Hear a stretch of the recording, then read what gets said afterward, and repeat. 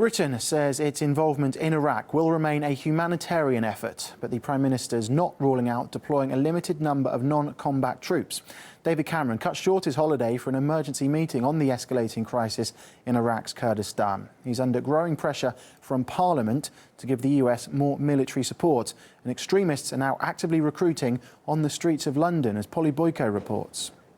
Shoppers on London's Oxford Street got more than they bargained for earlier this week when they encountered men handing out flyers asking Britons to join the Islamic State, the violent organisation terrorising northern Iraq. I was on Oxford Street with a group of friends of mine, and I saw this stand.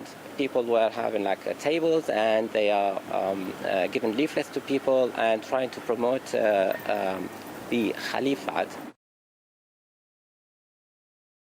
Has become a major concern for anti-terror police in the UK. I thought, okay, this is wrong. Something wrong is going on. I was very angry.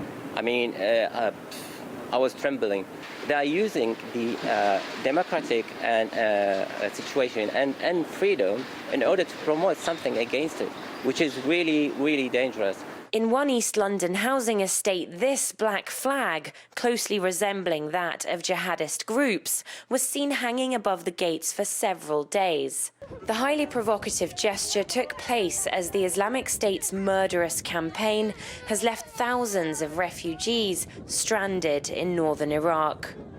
RAF Tornado jets have been sent to support aid drops for refugees and to carry out surveillance operations. It's also, of course, a political statement. Sending a combat jet is a statement of intent in any situation. It provides flexibility for the government if the situation on the ground escalates to a point where they deem strikes to be necessary.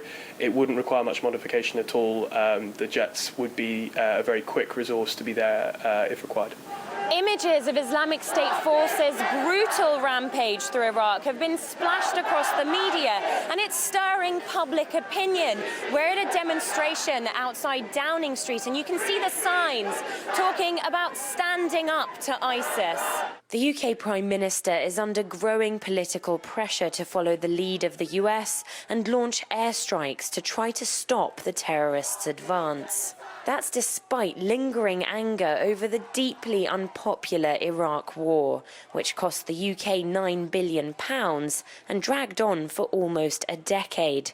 Iraq's current crisis has been blamed on the power vacuum the war created. There is also a sense that because of the Iraq war, this is the West's responsibility. Many people consider that. Of course, there's the alternate view that the West has already been into Iraq and it hasn't worked out, so they should just stand back. But again, there is pressure from both sides, and certainly huge pressure from within Iraq, from the Kurdish regions. They're desperate for airstrikes. So far, the UK government's limited itself to providing humanitarian assistance. But with growing concerns over the Islamic State's reign of terror and over the spread of extremist ideology at home, Westminster could be forced to reconsider. Polly Boyko, RT, London.